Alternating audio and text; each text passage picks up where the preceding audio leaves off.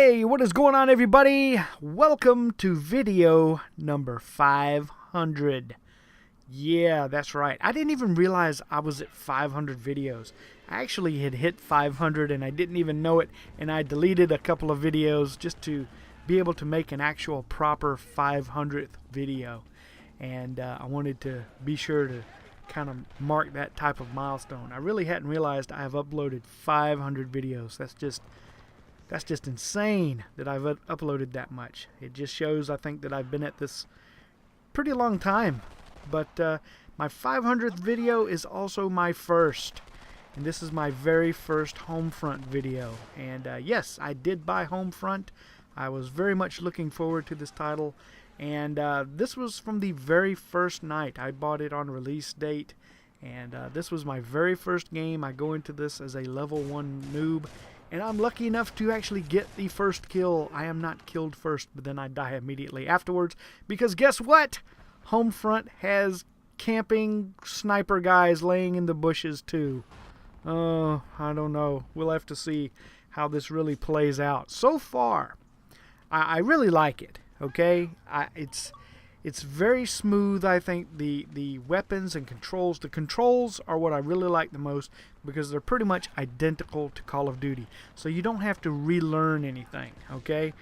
There is no tactical layout, so I'm having to switch back to a default style of layout from Call of Duty.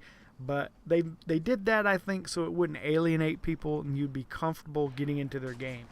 I'd still like to see some more custom remapping of the buttons.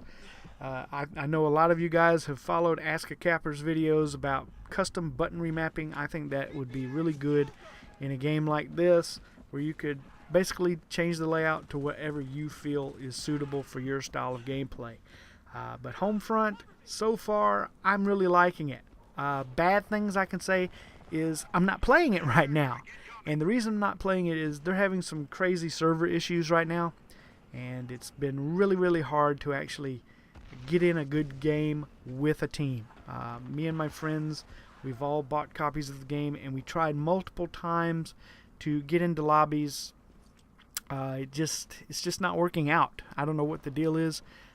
When we do manage to get into a game all together, we're not all on the same team. It puts some of us on the opposing side, and that's not cool. Who wants to do that, you know? So I'm going to give this a few days, maybe a week, and see if they get all that sorted out, and maybe it will be a little bit better.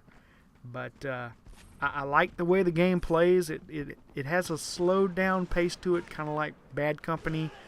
It has a Medal of Honor feel to it, to be honest. And you know, you guys, you saw my video on Medal of Honor. I really despised Medal of Honor. The reason I disliked Medal of Honor was not because of the controls. It was not because of the weapons. It was simply because of the maps and the spawns. They were just freaking horrible. I don't necessarily think that Homefront will suffer from this, though. The maps are pretty well laid out, and they're pretty large, so I don't necessarily see the spawn being much of a problem in this game. I actually really like the spawns, the way you have an overview of the map as you spawn into the game, and you can hit the ground knowing pretty much where your teammates are, where the enemy team is, and you can pretty much attack, you know, from there. One interesting thing about this is the whole premise of Homefront is an invasion on U.S. soil. And I played some of the single-player campaign already, and I have to say it's pretty kind of creepy. It's disturbing a little bit when you think about the storyline and plot for this movie as invasion on U.S. soil. And being an American, it really makes you think, you know, there's a lot of truth to what could happen in the future in this country. Our country right now, I don't know how much you guys actually follow this. If you're a young person, you probably need to pay more attention to politics in our country. Over the next 10 to 20 years, our country could take some very drastic changes, and you guys that are young now, when you're adults, the United States may be a very different country than it is today. We are one of the largest in-debt countries in the world right now.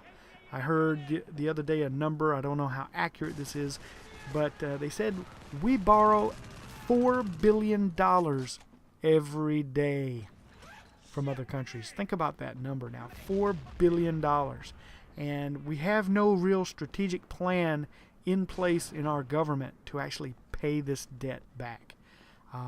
It's mind-boggling, and it's scary to think that, the United States could be in a situation at some point in the future where we owe so many countries so much money and we cannot repay the debt, that we become this almost like a third world country. The United States has been such an economic powerhouse for so many years, but we, the people of the United States, have just dug such a deep hole for ourselves as far as our economy that I do not know if we can ever climb out of it. Being a business owner, I see this firsthand, and I know how bad the economic situation is in our country right now. Trust me, I've not talked about it, but I've said I own my own business. I'm in partnership with my father. We own a business that we've had for 34 years come this August. And this has been one of the most trying times we've ever had in business.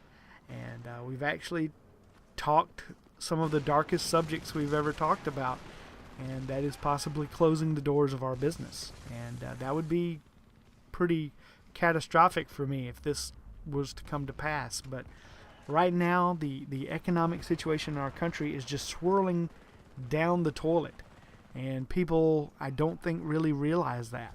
We have to get back what we used to have. The United States used to produce so many products, and we just don't do it anymore. People don't care. All they want is this shit from Walmart, the cheapest they can get, that comes out of China, Malaysia, all these countries where they're just putting out the cheapest labor possible, so you can get that lowest final price at the checkout counter.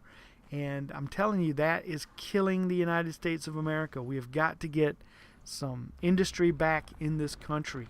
You guys just have no idea how important industry is in the United States. If we don't have jobs, how can we earn money?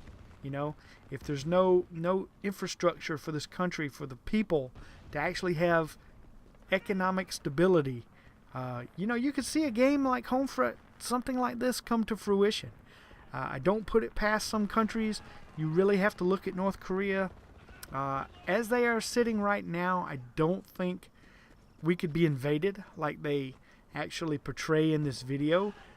20, 30, 40 years from now, the landscape could be totally different. And if the United States is so economically strapped that our government starts to fail, that is when some other country could possibly take a look at us and say, I believe we could invade that country. The movie Red Dawn, which is very much what this game is based on, that was where the Soviet Union invaded us. These types of things, of course, right now they're just fiction. But, all around the world, countries have been invaded by other countries for thousands of years. It's human nature to do these types of things. So does this mean, as an American, we need to get ready for an invasion? No, I don't think so. I think it's purely fiction, like we're seeing in this video game right now. But, those are things you have to really take into consideration when you're looking at a future of a country. You never know when your economic status can put you in a situation where something like this could be very plausible. So I hope this hasn't scared you guys. I know this has been a pretty deep and dark subject, and I know I normally don't do that, but I think just recently in my personal life, the economic situation that me and my family are in as far as the business goes, it's just putting me in that frame of mind, and this game kind of triggered all that. So it's hard to say what it'll be like. We'll just have to keep doing what we can do and try to get by as best we can. YouTube has been a nice way to get my mind off of that kind of stuff, and it's nice to get away from it and play some video games and make some videos about those games. It's definitely nice, but I haven't been able to do it as much as I normally do here recently because of all this going on, and it's just it's bad at times. So I hope you guys understand that, and I appreciate you guys watching these videos. YouTube has definitely been good to me. It's been a nice little added extra financial crutch to lean on. I don't make a lot of money off of YouTube, but every little bit helps right now in a current economic situation. So thank you guys so much for watching the videos. It definitely helps. Every time you guys watch one of my videos, it's very much appreciated. Alright guys, that's going to be it for this. I go 11 kills and 10 deaths. Not that great a game, but hey, it's my first game of Homefront, so we'll have to learn the maps and get a little better at the game, and I will definitely try to bring some more Homefront gameplay your way for the next 500 videos. You guys have a fantastic day, and I appreciate your ever-growing support.